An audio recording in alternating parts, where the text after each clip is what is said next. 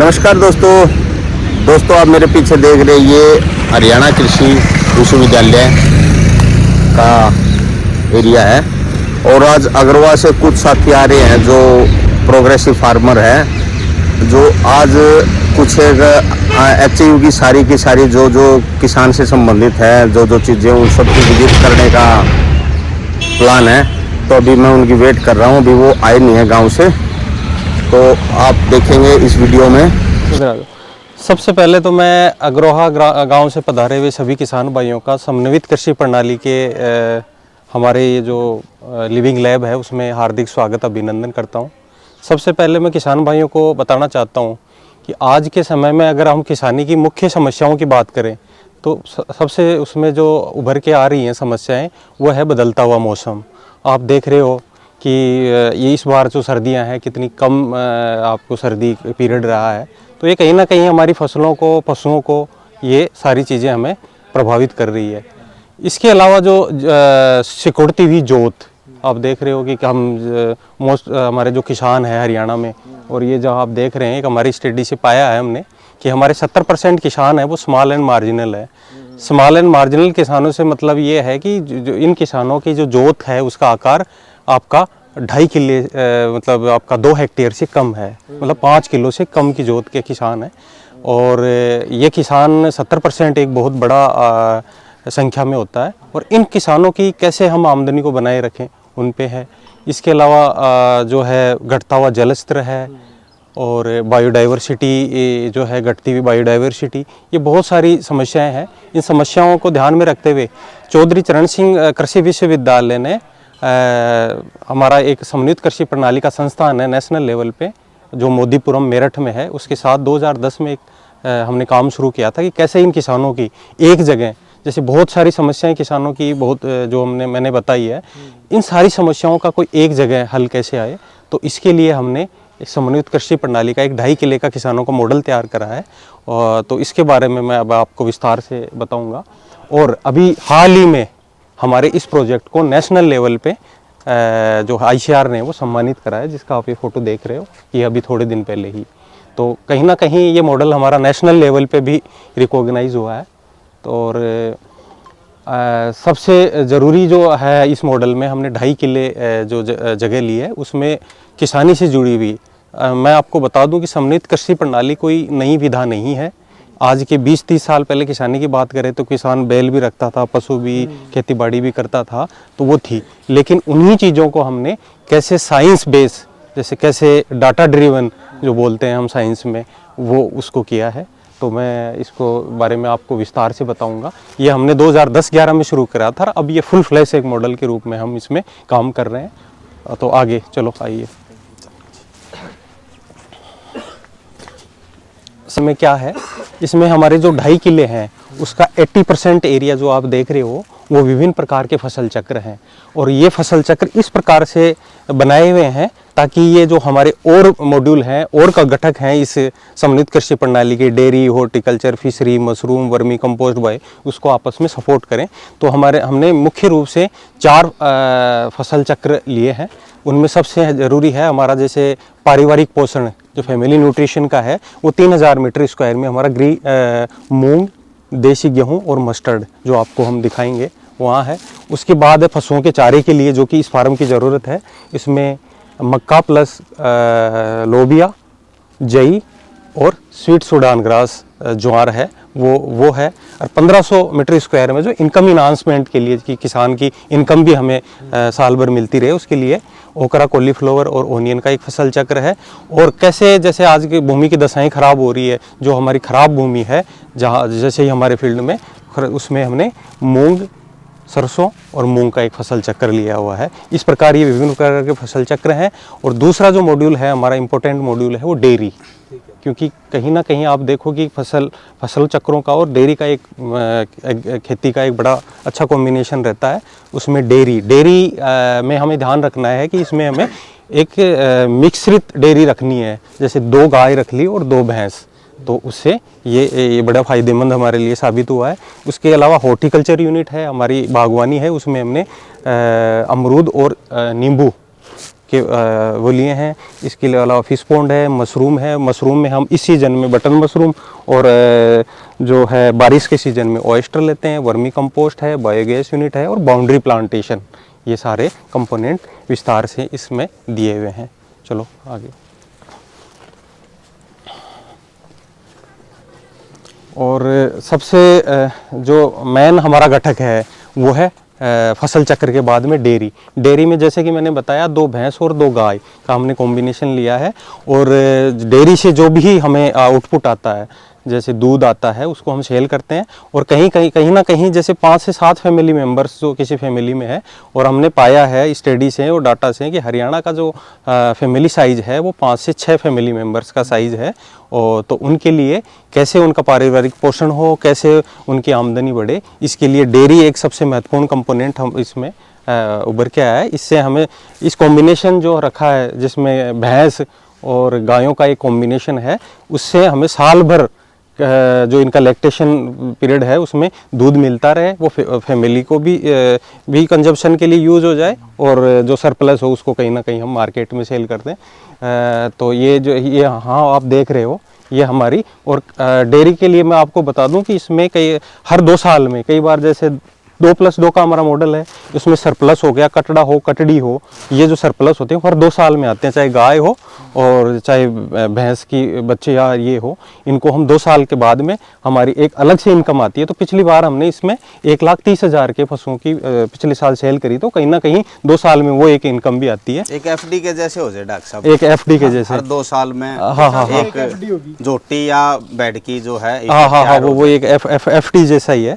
इसके अलावा इस मॉडल की अब देखा, आप यहाँ जब हम खड़े हैं, ये आप यहाँ से खड़े हो के थोड़ा आगे आके मैं बताता हूँ कि किले हैं हमारे, ये इस जगह खड़े हैं। तो मैं बता दूं हमारे जो बाहर के आउटर बाउंड्री देख रहे हो, ये है फसल चक्र, जिसमें हमने 3000 मीटर स्क्वायर का जो पारिवारिक पोषण के लिए बताया। इसमें अभी जो रबी के सीजन में है हमारा गेहूं और सरसों का एक इंटरक्रॉपिंग है। उससे हमें देसी गेहूं है वो वहाँ से देसी गेहूं और चारा मिलेगा। और सरसों जो ऑयल की रिक्वायरमेंट है हमारी फैमिली की, जैसे ये आप देख रहे हो, इसे 2-2.5 क्विंटल सरसों आ जाएगी और एक फैमिली के तेल ऑयल की ज़रूरत उससे पूरा हो जाएगी। उसके अलावा जो उसके आगे जो आप देख रहे हो वो है हमारे जो 1500 मीटर स्क्वायर एरिया है, वो सब्जियों का एरिया है, जिसमें तीनों सीजन में हम सब्जी ले रहे हैं। अभी उसमें आलू है और साथ में जो खाली एरिया देख रहे हो उसमें हम अभी प्याज लगाने वाले हैं। नेक्स्ट जो देख रहे हो वो हमारा 2000 मीटर स्क्वायर का एरिया है, जिसमें हम फसलों के चारा करते हैं। और उस डेयरी के पीछे की जो जगह है वो हमारा है जो भूमि की मृदा स्वास्थ्य के लिए फसल चक्र है।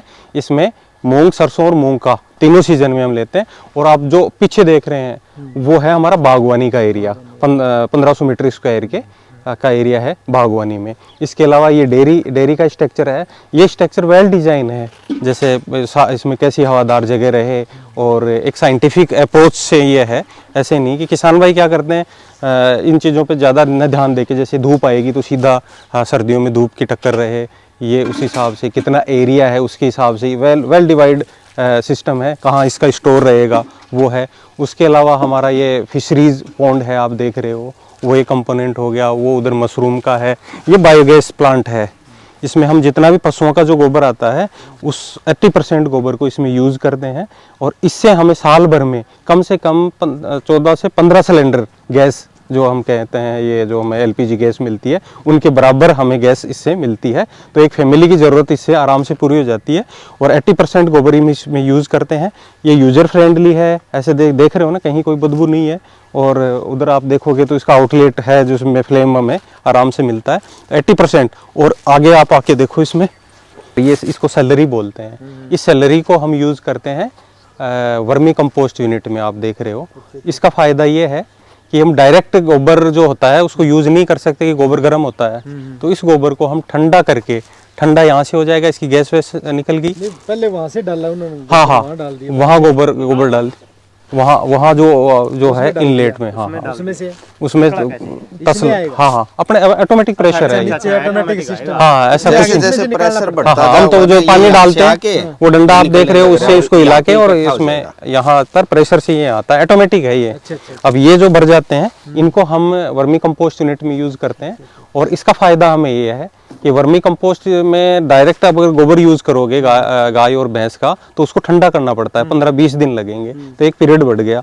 और इससे ये अपना आप ठंडा हो गया, इसमें कोई नहीं है। इसका सरफेस एरिया भी अच्छा है, क्योंकि वो तो मोटे ढेले होंगे, तो केचुए इसको खाने में दिक्कत आती है। इसको आराम से खाएंगे तो कहीं ना कहीं 20 दिन हमारे उसमें बचत आती है, 20 दिन की। वैसे एक बेड तैयार होने में हमें 70 से 75 दिन लगते हैं, लेकिन अगर सैलरी से आप यूज़ करोगे तो ये 45 दिन में ही तैयार हो जाते हैं। 15 से 20 दिन हमारे वो बच जाते हैं। और जो खाद की क्वालिटी है वो अगर डायरेक्ट गोबर से तैयार करोगे और सैलरी से तैयार करोगे, उसमें बड़ा अंतर रहता है, तो वो भी है। और इसके अलावा ये जो हमारी वर्मी कंपोस्ट यूनिट है, तो किस प्रकार ये सारे घटक जो हैं इसके आपस में जुड़े हुए हैं। ये जो आप यूनिट देख रहे हो वर्मी कंपोस्ट यूनिट है, इसमें क्या और क्या डाला हुआ सर, ये जिस तरह भुस्सा वगैरह डाल रखा है? हाँ, नहीं वो मैं बताता हूँ। इस यूनिट का ऐसा है कि केचुए की खाद किसी भी किसान भाई को तैयार करनी है, वो सबसे ज़रूरी है कि एक तो छायादार जगह हो और पक्का फर्श हो और हवादार जगह हो। तो ये जो आप जगह देख रहे हो, इसमें पक्का फर्श, ईंटों का फर्श है, बाकी साइडों में ये जो दीवारें बनी हुई है वो है ही। और इसके अलावा जो फार्म का जितना भी वेस्ट है, केचुए के लिए कच्चा माल क्या है, हमारा फार्म का वेस्ट, गोबर और जो भी फार्म वेस्ट है वो हम इसमें यूज़ करते हैं, चाहे वो लॉन की कटिंग हो, चाहे सब्जियों से आया हुआ रेजिड्यू हो, हाँ जो भी देख रहे हो ना आप सारा, तो वो हम इसमें यूज़ करते हैं। और सबसे पहले अगर आप किसी किसान भाइयों को वर्मी कंपोस्ट यूनिट अगर बनानी है या वर्मी कंपोस्ट तैयार करना है, तो छायादार जगह में सबसे पहले आपने गोबर की व्यवस्था करनी है। गोबर का ध्यान रखें कि ताज़ा गोबर कभी यूज़ नहीं करें। ताज़ा गोबर यूज़ करने से क्या है, इस ताज़ा गोबर की तासीर गर्म होती है और केचुए के मरने के चांस ज़्यादा हैं। तो इसके पहले उसको ठंडा करें। जैसे हम आप उधर देख रहे हो, हमने जो ताज़ा गोबर है उसको वहाँ डालते हैं। 80% प्रोवाइड कराते सर? प्रोवाइड नहीं, वो तो आपको परचेज करने पड़ेंगे। केचुए प्रोवाइड कहीं से, इनिशियली तो कहीं से लाने भी पड़ेंगे, हमसे ले सकते हो कहीं, हाँ हाँ, वो सेल के लिए।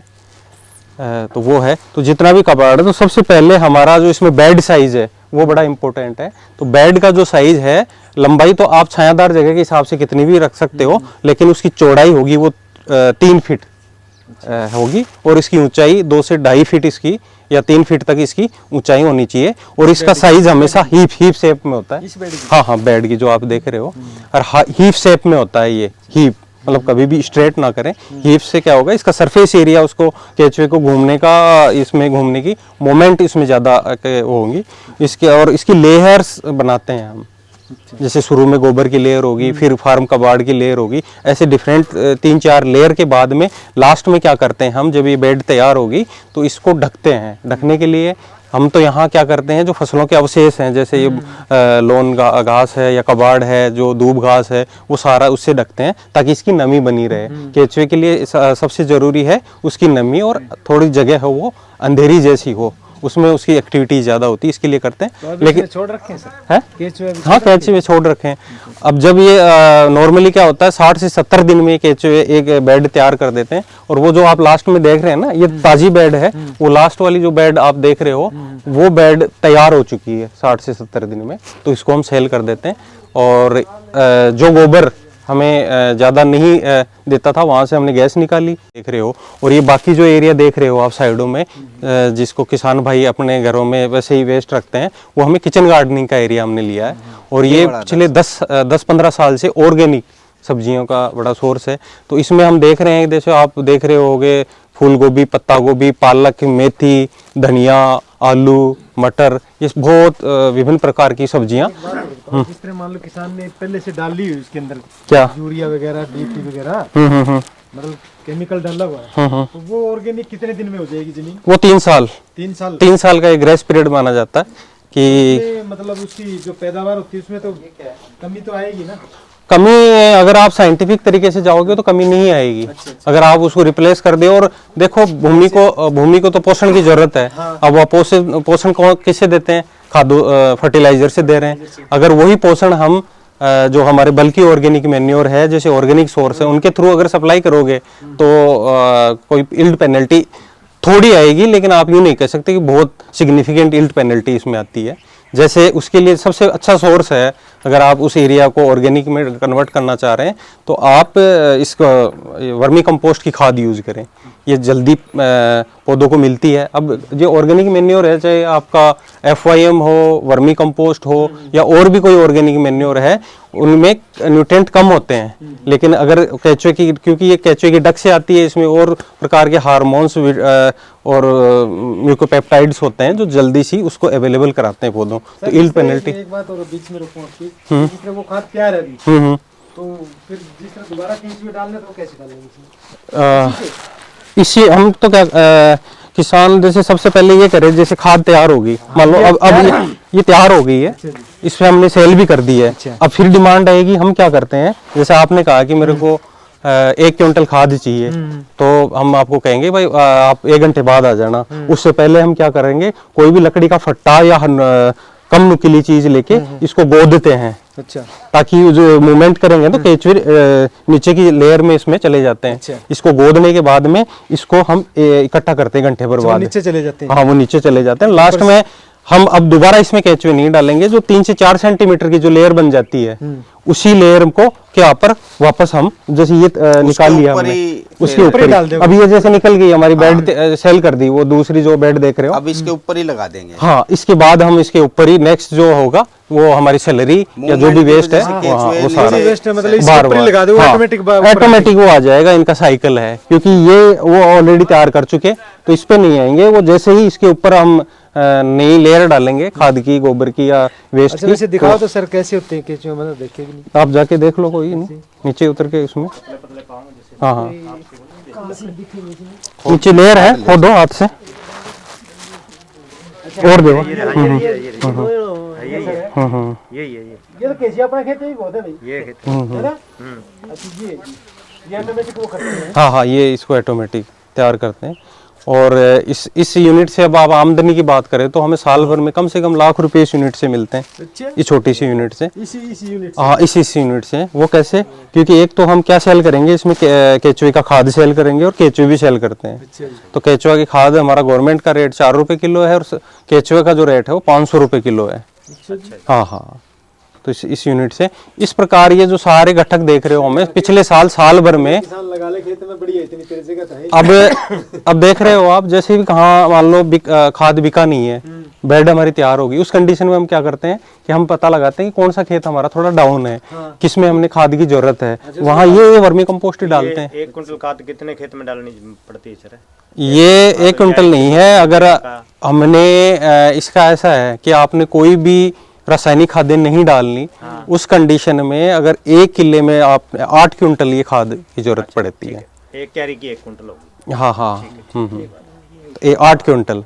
अब इसका डालने का ऐसा है, जैसे आपने बिल्कुल नहीं डालना तो पहले साल आप 8 क्विंटल डालो, दूसरे साल उसका आधा कर दो 4 क्विंटल, तीसरे साल आप उसको फिर आधा कर दो 2 क्विंटल, चौथे, पांचवे और छठे साल आपने कुछ नहीं डालना। फिर 7वें में 2 क्विंटल से शुरू करो, 7 में फिर 4 और फिर वही 8 क्विंटल। ये 10 साल का एक साइकिल है। 2 साल में बीच में कुछ मत डालो, फिर मत डालो। हाँ, सेल्फ सस्टेन हो जाती है। डॉक्टर साहब 10 साल बाद है, मतलब 2, 4, 6 करके 10 का 2, 4, वो एक साइकिल अगर तैयार हो गया आपके माइक्रोफ्लोरा, फिर आप एक लॉन्ग स्टाइल की अपने आप ही मिट्टी हाँ, हाँ, एक्टिव हो वो जाएगी। अपने आप ऑर्गेनिक हो जाएगा फिर। हाँ हाँ, वो ऑटोमेटिक बाकी उसकी फर्टिलाइजर की कोई जरूरत नहीं। हाँ, फिर नहीं पड़ेगी।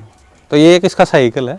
तो कहीं ना कहीं कुछ साइंटिफिक इंटरवेंशन, अब हम जो बात कर रहे हैं वो तथ्यात्मक डाटाबेस पे कर रहे हैं। अब इस यूनिट से आप कह रहे हो, जैसे अगर हम फसलों का कंपेयर करें तो हमारे इस रीजन का जो मुख्य फसल चक्र है वो कपास, गेहूं और बाजरा, सरसों, ये मुख्य फसल चक्र है। अगर हमने साइंटिफिक स्टडी से निकाला है कि इन अगर फसल चक्रों को कोई किसान केवल ये फसल चक्र अपनाता है तो उसकी साल भर की एवरेज जो 2.5 किले से है वो इनकम आएगी आपका 1.5 से 1.25 लाख रुपए के बीच में, अगर ये फसल चक्र इनमें से कोई अपनाता है। इनकम हाँ, इनकम जो है। लेकिन अगर ये समन्वित कृषि प्रणाली वो किसान अपनाता है तो हमारे पिछले साल की इसका इनकम था 4,42,000 रुपए। वो कैसे सर? ये सारा जैसे डेयरी से इनकम आ गया, इससे आ गई, किचन गार्डनिंग से आ गई, फसलों से आ गई, मशरूम से आ गई, फिशरीज से आ गई। तो ये विभिन्न प्रकार के। और जो इसके अदर बेनिफिट है, अदर बेनिफिट्स की बात करें तो देखो, साल भर रोजगार, मान लो 5 से 7 फैमिली मेंबर है, बच्चे हैं, सबको एक तो रोजगार मिलेगा, रोजगार के लिए कहीं भागना नहीं पड़ेगा। और उसके अलावा जैसे आप किचन गार्डनिंग का है, डाइवर्सिफाई हमारी विभिन्न प्रकार की, जैसे बैंगन है, मिर्ची है, पालक, लहसुन, सारी उसकी ज़रूरत है उसकी। और मैं सबसे ज़रूरी बताना चाहूँगा कि आपकी मार्केट डिपेंडेंसी घटती है। जैसे कि आप देख रहे हो हर बार की, चाहे सब्जियां लो चाहे कुछ लो, बाकी मार्केट में जाते हैं, तो उससे एक डिपेंडेंसी हमारी मार्केट में इसकी रिड्यूस होती है। और मार्केट भी तो हमारे पास आएगी और हाँ मार्केट आपको होगा, तो कहीं ना कहीं अब इन चीज़ों की ज़रूरत है। और देखो कोई भी आप मतलब अपने गांव में या कहीं शहर के पास ऐसा सेटअप करते हो तो आपकी क्रेडिबिलिटी और आपकी वैल्यू अपने आप बढ़ेगी। क्यों? क्योंकि यार हाँ वास्तव में अब हमारे यहाँ भाग के आते हैं कि ये डाल भी रहे हैं। आधा जो कहें हम जाके कहीं बैठे और ये ऑर्गेनिक कौन मानेगा, लेकिन थोड़ा कहीं ना कहीं लोगों में विश्वास होता है। तो ये जैसे हमने इस मॉडल तैयार कर रखा है, तो यहाँ शहर से आते हैं लोग, रिक्वेस्ट करते हैं कि आप वाली सब्जी दो, आप जो भी है तो यहाँ लेके जाते हैं, तो मार्केटिंग भी अपने आप हो जाएगी। क्योंकि 2 से 2.5 किले में ज़्यादा बड़ी मार्केटिंग की जरूरत नहीं है, मार्केटिंग यहीं। तो जिस तरह मार्केट में जो उसकी होती है ये पेस्टिसाइड वाली और इस सब्जी का कितना मतलब डिफरेंस होता है सर क्या रेट में? वो तो आपको मार्केट में देखना पड़ेगा, ऑब्वियस है। अगर मुझे अच्छी मिलेगी तो मैं उसका 1.5 गुना तो पैसे डिमांड दूंगा ही। बहुत ज्यादा है तो आप कितने ही ले लो, हाँ, और हाँ। सेल ही नहीं हो रहा तो नॉर्मल का भाव ही बेचनी पड़ जे है। ये भी डॉक्टर साहब एक बात बताइए, जो गेहूं और सरसों इकट्ठी जो है इसका बेनिफिट है, मतलब आम फार्मर ये अपने नॉर्मल खेत में भी अगर करे तो कुछ फायदा है? डेफिनेटली इसका बेनिफिट है। बेनिफिट इसीलिए है कि आप देख रहे हो कि हमने 10 खूंट के बाद में 2 खूंट सरसों के लिए हैं, तो कहीं ना कहीं इस पे कोई यील्ड की पेनल्टी नहीं आती है हमारी सरसों से। गेहूं की उपज में एडिशनली जो है कोई नुकसान नहीं होगा, हाँ और नहीं सरसों होगा, में एक्स्ट्रा मिल जाएगा। हाँ हाँ। और कहीं ना कहीं जो माइक्रो क्लाइमेट है, जैसे गेहूं की साइज कम है, इसकी ज्यादा है, तो वो भी एक इसका मेंटेन रहता है। डॉक्टर साहब सर्दी हाँ, हाँ, से वही, बचाव वही, रहता होगा। सरसों की आड़ लगाया हाँ हाँ हाँ हाँ।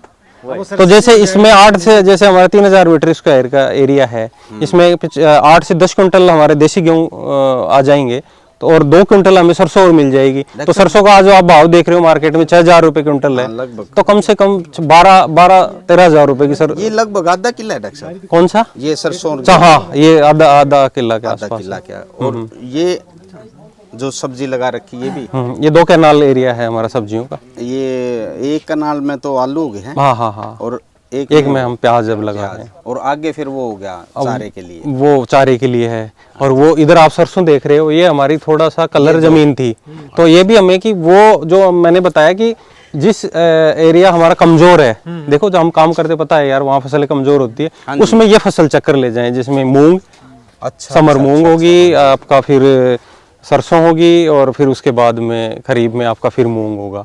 तो कहीं ना कहीं मूंग सर एक बात और, इसमें कितना गेहूं हो जाएगा सर इसमें एक किले में? पिछली बार हमारा इसमें 8 से 10 क्विंटल गेहूं था। 10 क्विंटल यानी 25 मन। तो जिस तरह इसको मार्केट में सेल तो रेट वगैरह क्या लगेगा? रेट तो अपन ने डिसाइड कर लिया। वो अगर कोई देखो इसमें मार्केटिंग की दिक्कत नहीं है, अगर किसी को पता है भाई उससे देशी गेहूं लगा रखे हैं, वहीं देख रहे हैं लोग, तो अपने आप यहाँ आके ले जाएंगे। 5500-6000 और उसके लिए आपको थोड़ा सा ये जो सोशल मीडिया 5500-6000 रुपए तो आराम से बिका आपकी है। फैमिली खातिर भी तो इतनी गेहूं तो लागी जावे एक साल की हाँ, ये तो लगे जा रहा है। बेचने से अच्छा मेंबर खाओ, है, अच्छा खाओ। जो पैसा मतलब डॉक्टरों को दे उससे बाद की बात है। हाँ हाँ हाँ, ये जरूरत भी है। आप जैसे कोविड के टाइम हम देखा कि कहीं ना कहीं भाग रहे थे लोग, लेकिन जिन किसानों और सरसों बीज रखी थी, इसमें डीपी यूरिया नहीं डाली, और उसमें 40 किलो मतलब सरसों में 16 लीटर तेल निकले उसमें, और वरना नहीं तीसरा रहेगा निकला।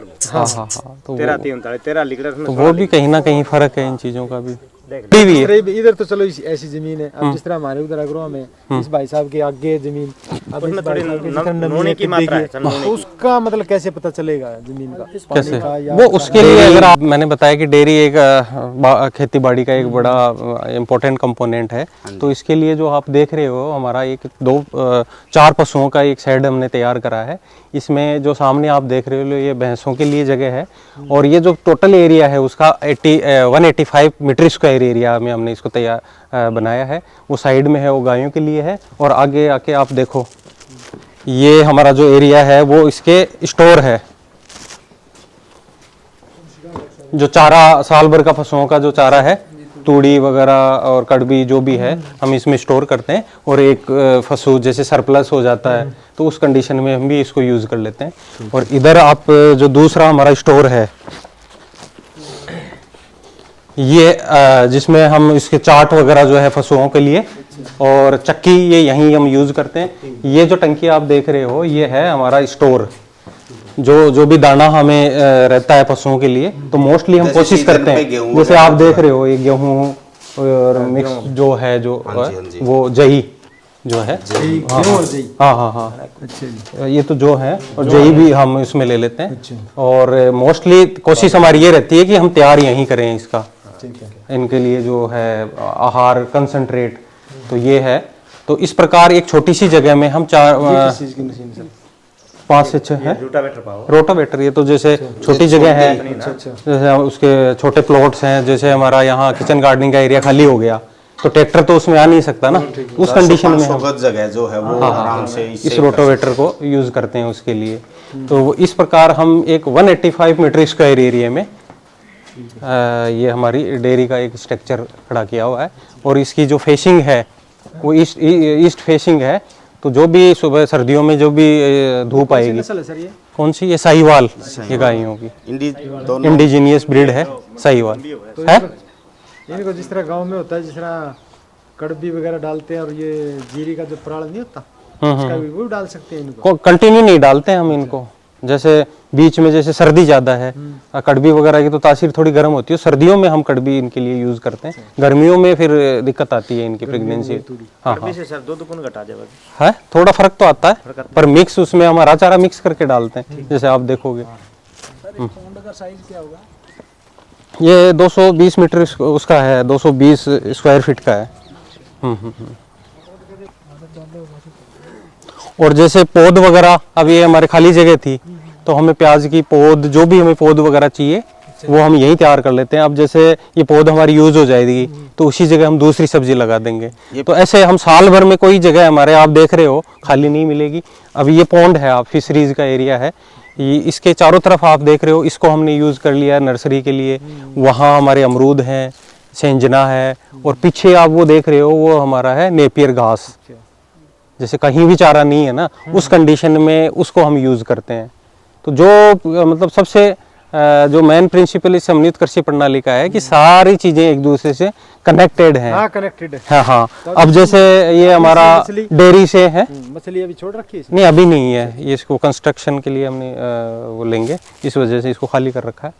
और डेयरी से जो भी हमारा वेस्ट निकलता है वो इसमें आता है, तो वो हो गया। उधर बागवानी का है। तो इस प्रकार कोई भी जगह खाली नहीं है और सब चीज़ें जुड़ी हुई है, इसलिए किसान भाइयों को साल भर रोजगार मिलेगा। और जो पोषण है, कहीं ना कहीं कोई अगर ये सारी चीज़ें करता है तो कहीं ना कहीं उसका पारिवारिक पोषण, जिन चीज़ों पे हम फिलहाल किसान भाई ध्यान नहीं देते। गाय का ये आ रहा है मूत्र वगैरह, ये बीच में अजोला सर, नमकीन वगैरह मतलब नहीं होता पानी जिस तरह, या फिर मछली को ये डकवीड है, चारा वगैरह, ये जो आप कह रहे हो ना, ये जो हरा हरा जैसे काई आ जाती है मेनली हमारा, तो ये आप देख रहे हो डकवीड है। ये पानी को साफ करता है, नेचुरल प्योरीफायर का काम करता है। कहीं ना कहीं जैसे इसमें हमारे काई ज्यादा थी पहले, सारी काई से भर जाता था, तो उसका अब डकवीड की वजह से ये क्या इसको सप्रेस कर देगा, और कहीं ना कहीं इसकी पॉपुलेशन ये जो हमारे पानी के जीव जंतु है उनको नुकसान भी नहीं पहुंचाता और प्योरीफायर भी करता है, इसलिए ये इसमें है।